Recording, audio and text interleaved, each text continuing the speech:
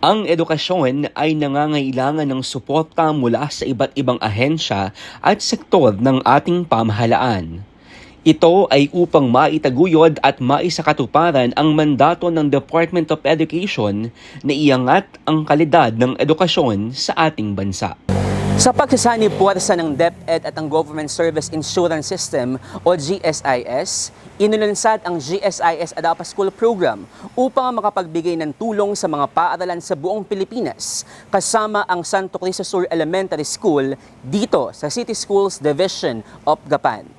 Layunin ng programang ito na mabigyan ng suporta ang mga paaralan sa aspeto ng teknolohiya upang mapahusay at mas umunlad ang edukasyon ng bawat mag-aral. Inihayag ni Liberty Abanilla, GSIS Branch Manager ng Cabanatuan City, ang layunin ng nasabing programa. So yung Adapa School Program ng GSIS is an initiative under the CSR, Corporate Social Responsibility of GSIS.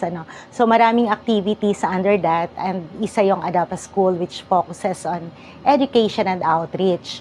So itong Adapa School started in 2014, and since then we already have adopted about 200 plus schools, close to 300 na siguro, kasi 25 schools each year. Dagdag pa ni Abanilla, ang pagpili sa mga paaralang recipient ng programang ito ay ayon sa rekomendasyon ng DepEd. So paano pinipili? Basically, recommendation ng DepEd kung sino yung mas nangangailangan. Usually from the far-flung areas. Sa pamamagitan ng Memorandum of Agreement, ang partnership ng STO Gapan City at GSIS ay daan sa pagpapalawig ng mga programa at proyekto ng paaralan.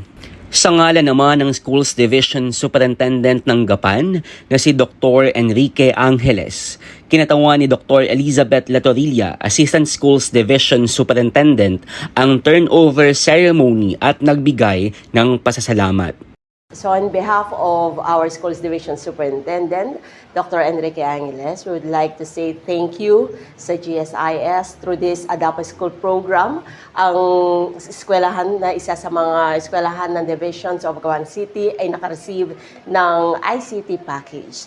So ito ay malaking tulong para sa ating mga bata, sa mga learners natin, lalo na ngayong panahon na ito, na lahat ay technology ang ginagamit. Ang mga gadget na ito ay makakasiguradong magagamit para ma-achieve natin ang kalidad na edukasyon para sa ating mga learners. Para sa isang mag-aaral at campus journalist na si Mariumas Sabanal, malaking tulong ang mga equipment na ibinigay ng GSIS upang magkaroon ng kalidad na output sa kanilang mga gawain. Nagpapasalamat po ako sa GSIS po na sa pagbibigay po ng TV, printers at camera po. Dahil po nakakatulong po ito at dahil po isa din po akong journalist. Malaking pasasalamat ng Santo Cristo Sur Elementary School sa GSIS sa pangunguna ni Francisca Tiburcio, punong guro ng paaralan, sa oportunidad na mabigyan ng pagkakataon na mas paunlarin pa ang paaralan, gayon din ang kalidad ng edukasyon. Ang Santo Cristo Sur Elementary School is very thankful to GSIS for its Adapt a School program because they have given or they will give us the technology package that we can use, especially to the learners, teachers in progressing the teaching and learning process. Mula rito sa Santo Cristo Sur Elementary School, City Schools Division of Gapan, tungo sa isang bansang makabata, mga batang makabansa.